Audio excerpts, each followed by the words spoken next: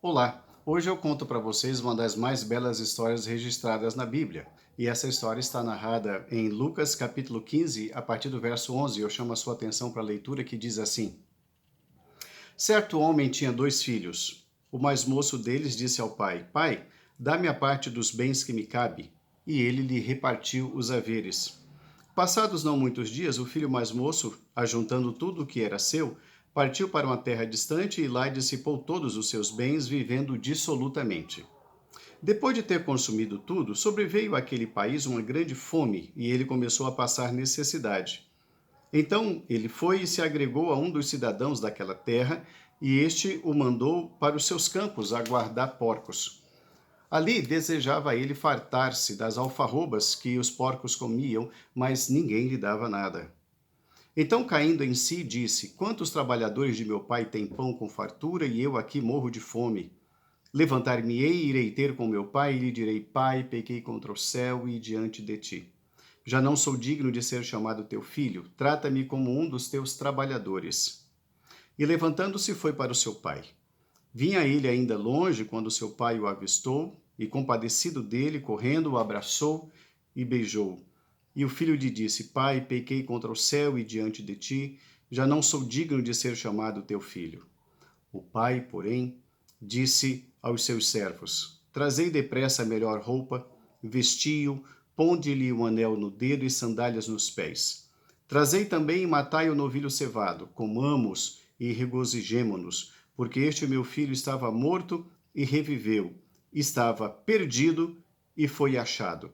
E começaram a regozijar-se. Essa é uma daquelas histórias mais lindas, mais belas, porque nós nos identificamos muito com ela. No estudo de hoje, nós queremos, analisando esse texto à luz da parábola conhecida como a parábola do filho pródigo, nós queremos analisar alguns aspectos do caráter de Deus. Alguns aspectos do caráter de Deus nessa história, na parábola do filho pródigo, que nós acabamos de analisar. Essa história, irmãos, ela tem como contexto um bate-papo, uma conversa de Jesus Cristo, quando ele recebe pessoas das mais diversas classes sociais, pessoas desprezadas pela sociedade, os publicanos, né, os funcionários públicos da época, os pecadores. Então Jesus aproveita aquele encontro, aquele bate-papo, e ele começa a contar parábolas, né? Jesus, ele gosta muito de contar parábolas, porque quem é que não gosta de uma boa história, não é mesmo? Então ele começa uma série de parábolas, ele começa uma série de histórias. Primeiro ele conta, lá no capítulo 15, no início do capítulo 15, a parábola da ovelha perdida, a parábola da dracma perdida, do filho pródigo, que é essa que vamos analisar agora, e depois ele conclui esse conjunto de histórias com a parábola do administrador infiel. O objetivo das parábolas, irmãos, é, através de uma história, contar realidades. Né? Então, uma parábola é uma história que pode ter ocorrido, acontecido de fato, ou não, pode ser uma ilustração, uma criação, com o objetivo de trazer verdades expressas. Isso é uma parábola. Então, o objetivo dessas parábolas, desse conjunto de parábolas que nós acabamos de citar, é citar a condição do homem pecador, perdido, e o amor gracioso de Deus ao resgatar o homem dessa condição. Por isso que o nosso objetivo no estudo de hoje é captar e aprender alguns aspectos do caráter de Deus na história do filho pródigo. A primeira análise, o primeiro aspecto do caráter de Deus que nós aprendemos nesse texto é o amor gracioso de Deus quando nós deixamos a casa. O amor gracioso de Deus quando nós deixamos a casa. Deixar a casa aqui, nesse caso, como muitos já sabem, significava uma desonra, porque você está pedindo a herança do seu pai com o seu pai vivo. Isso era considerado uma grande desonra, porque equivalia a desejar a morte do pai. Significava também falta de temor, falta de respeito, falta de zelo para com o patriarca. Significava dizer: pai, esse seu modelo de vida, esse seu modelo de administração, eu rejeito a sua casa, eu rejeito a sua paternidade, eu rejeito o seu estilo, a sua oferta, eu rejeito o seu abrigo, eu rejeito a sua proteção. Pai, agora sou eu. não é? Então, apesar de tudo isso, Deus ama. Então, nessa primeira parte, nós vamos observar o amor gracioso de Deus quando nós abandonamos a casa. O filho também demonstra ali que ele não tem muito bem clara a noção do que é certo e o que é errado. Ele tem uma ideia do que seja certo e errado. Mas observe bem como ele inverte os valores, não é? E de que maneira ele inverte esses valores? Aquilo que é errado, abandonar a proteção do lar, para ele é certo. E aquilo que era errado, permanecer em casa sob a proteção do pai, passa a inverter toda a situação. Então ele perde essa noção de certo e errado. Ele passa também a desvalorizar tudo que ele tem em casa. Ele desvaloriza a proteção, a companhia, a comunhão do pai, a comunhão dos irmãos. Ele despreza todo o alimento que ali tem, suas boas vestes, suas belas roupas, todo o clima que envolve aquele lar, ele passa a desvalorizar porque o seu coração está totalmente focado nos seus desejos e nas suas ambições. E é exatamente isso que tem um fator complicador muito grande na vida daquele homem. Então nós observamos que a despeito de tudo isso, Deus continua amando aquele homem. Então nesse primeiro aspecto nós estamos observando o amor gracioso de Deus quando nós deixamos a casa. Uma segunda análise que nós observamos dentro desse texto aqui, irmãos, do aspecto do amor de Deus, do caráter de Deus, é o amor gracioso de Deus quando nós retornamos. Então, no primeiro aspecto, nós vimos o amor gracioso de Deus quando nós deixamos o lar, e agora nós vamos ver o amor gracioso de Deus quando nós retornamos ao lar. Bom, o filho sai. Ele sai, desperdiça todos os seus bens, tudo aquilo que ele herdou do seu pai, ele desperdiça, e a partir de agora a situação muda. Uma grande fome se instala na região, as pessoas fogem, os amigos o abandonam e ele se vê só. Ele se percebe só. Ele então cai na real e ele entende que o amigo está longe, o amigo é o pai. A casa está distante. Ele tenta então se virar, ele ainda teima em se sustentar, ele não quer dar o braço a torcer, então ele fala, eu vou arrumar um emprego, eu não vou voltar para casa ainda, não é hora de voltar para casa, eu vou me virar, eu vou provar que eu sou capaz. Então ele vai buscar um emprego, mas não há um emprego decente. Toda aquela honra que ele tinha na casa dele, ali naquele lugar estranho, ele é um estrangeiro, então ele não tem aquela honra. Ele vai trabalhar junto com os porcos. E ele tenta se alimentar da ração dos porcos, mas nem isso lhe é permitido. Então, ali ele cai na realidade. Então, ele se desperta e diz, puxa, levantar-me-ei e irei ter com meu pai, porque na casa do meu pai até os trabalhadores têm pão com fartura. O pai ama e continua amando no retorno aquele filho, porque o pai conhece tanto o filho, como também o pai conhece o mundo. O pai tem uma vivência de mundo, o pai tem uma vivência experimental que o filho não tem. Então o pai conhece muito bem o seu filho e conhece muito bem o mundo. Ele sabe que o projeto do filho não vai prosperar. Então o pai está aguardando, porque sabe que em algum momento o filho vai retornar. O pai sabe que o mundo não ama ninguém. O filho está descobrindo isso agora, mas o pai já sabia. O pai já sabia que o mundo não promove o sucesso de ninguém, mas aquele garoto estava iludido. Ele achava que ele tinha todos os seus planos planilhados e tudo daria certo. O pai sabe que o filho vai ser tratado como um qualquer, como mais um. Ele sabe que lá fora da casa do pai, ele perderá a sua honra. O filho não sabe, mas o pai sabe, por isso o pai também continua amando. O pai sabe que o acolhimento do mundo é falso. O pai sabe que o acolhimento do mundo é passageiro. O pai sabe que o acolhimento do mundo é interesseiro e enganador. O filho ainda não percebeu isso. E ele vai aprender essa lição da forma mais amarga. O que nós aprendemos aqui, irmãos, é que quando aquele garoto decide voltar para casa, o pai o recebe. O pai o recebe e isso ilustra o amor de Deus quando nós nos arrependemos e voltamos para ele. Deus nos recebe de volta ele nos concede novas vestes, ele estabelece uma nova aliança conosco e propõe para nós uma nova caminhada. Então aquele garoto é recebido pelo pai, o pai o abraça, o pai o beija, coloca vestes novas, um anel novo e uma nova sandália, que significa um novo caminhar. Uma terceira análise que nós aprendemos nesse texto sobre o caráter, o aspecto do caráter de Deus na história do filho pródigo, é o amor gracioso de Deus em nos estabelecer na casa.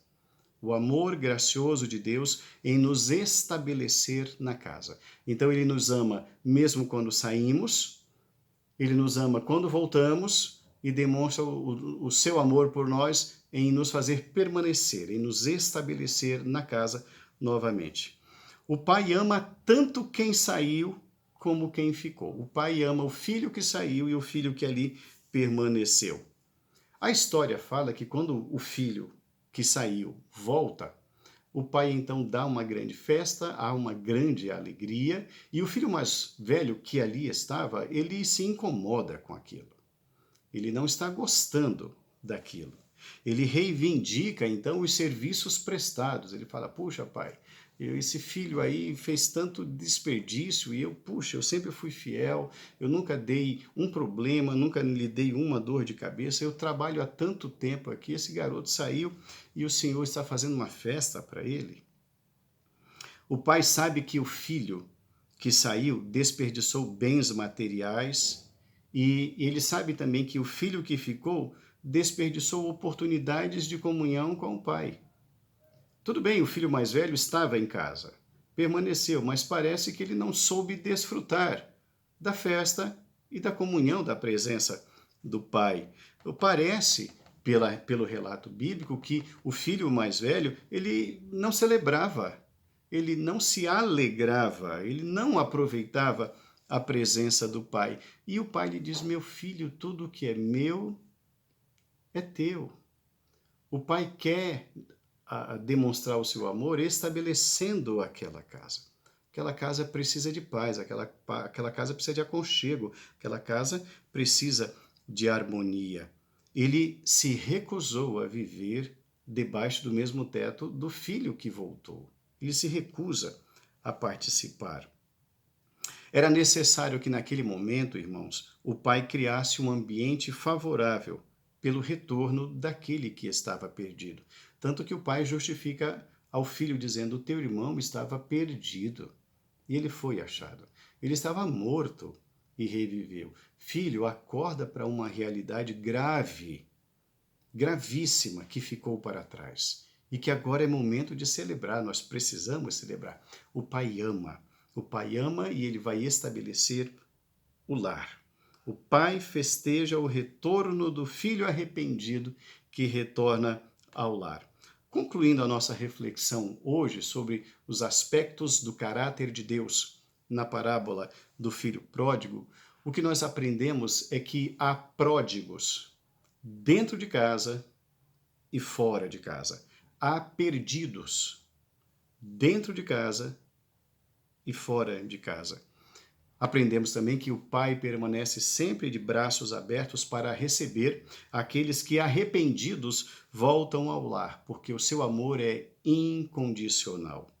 A salvação do filho que saiu de casa passa pelo entendimento do significado de mundo. Ele viu uma realidade que ele imaginava não ser aquilo que ele presenciou. E exatamente ali ele se viu numa condição humana tão errada que ele diz: o meu lugar não é aqui. Quando ele está longe de casa, é que ele percebe e tem o sentimento de pertencimento. E ele não pertence àquele mundo no qual ele optou por viver. Ele diz: não, aqui não é o meu lugar. Eu tenho uma casa, eu tenho um lar.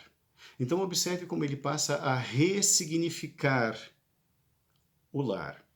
Quando ele sai, tudo aquilo se perdeu. Não é? Aquela ideia de lar foi desconstruída. Para ele, o que é bom é o mundo, é sair. Só que quando ele sai, ele vê uma realidade tão triste que aquilo que ele havia destruído, a casa, agora ele passa a ressignificar e ele diz: ali é o meu lugar, é para lá que eu devo voltar. A salvação do mais velho passa pelo reconhecimento do irmão que pediu perdão, passa pelo novo entendimento que agora ele tem de pai. Agora, o filho mais velho, que se recusava a participar da festa, ele percebe que ele precisa desenvolver um relacionamento de pai e filho e não de patrão e empregado, que ele parecia desenvolver. Pai, eu trabalho para o Senhor. Ele se esqueceu que ali havia um pai. Por isso o pai diz: filho, o que é meu é teu. Você é herdeiro, filho. Você não é o meu empregado. E aquele filho mais velho está sendo transformado ali, na reunião do amor da família. A salvação de ambos, do filho que saiu, mais novo, do filho que permaneceu, mais velho, passa e vem e depende exclusivamente do amor do Pai. A salvação de quem está fora e de quem está dentro, essa salvação depende do amor do Pai. O perdão de ambos tem início no amor gracioso do Pai. Que história linda, não? Quanto mais a gente aprende, quanto mais a gente estuda, quanto mais a gente prega, mais a gente percebe que mais riquezas esse texto nos revela. Não é verdade? De fato e de verdade, queridos, essa história serve para que nós vejamos como Deus é gracioso, que aprendamos como Deus é bom, como Deus é maravilhoso, como Ele nos oportuniza. Ele até nos permite certos passos fora de casa, mas ele mantém o seu olhar sobre nós, porque Ele sabe que existem lições que nós precisamos aprender e que nós vamos voltar. Você conhece pessoas que se afastaram em algum momento daquilo que Deus havia preparado para ele? Você conhece pessoas assim? Você se identifica com essa história em algum momento da sua vida? Eu quero dizer para você que esse mesmo Deus continua olhando você e aguardando o seu retorno. O Deus que um dia te chamou, o Deus que um dia te comissionou, o Deus que um dia teve um plano para você, eu quero dizer para você que esse plano não mudou. As circunstâncias mudaram, mas o plano de Deus não. Você acredita que este momento não é um momento oportuno para retornar? Voltar para casa, manter comunhão com os irmãos, recomeçar. Será que essa hora em que você está vendo esse vídeo, ouvindo essa mensagem, será que não é hora de você ressignificar as suas decisões? Será que este não é o momento oportuno de você ressignificar os seus caminhos? Será que não é hora de voltar para o lugar para onde você estava? Eu quero muito que a palavra de Deus hoje faça morada no seu coração. Vamos orar? Obrigado, meu Deus, pela palavra do Senhor. Obrigado porque Tu és um Deus amoroso, um Deus que demonstra o seu amor para com todas as pessoas. Um Deus que está disposto a nos receber de volta. Um Deus que está aguardando o nosso retorno, pronto para nos acolher e nos dar uma nova oportunidade.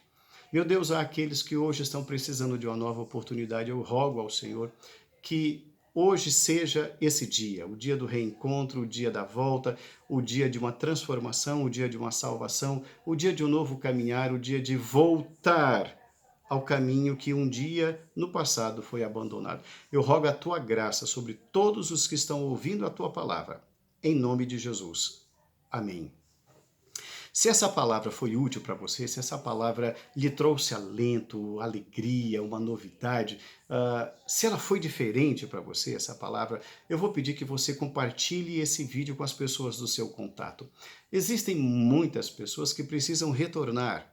Existe um número muito grande de pessoas que precisam voltar ao teto do Pai, à comunhão do Pai, à comunhão dos irmãos. Aquilo que Deus nos comissionou permanece lá.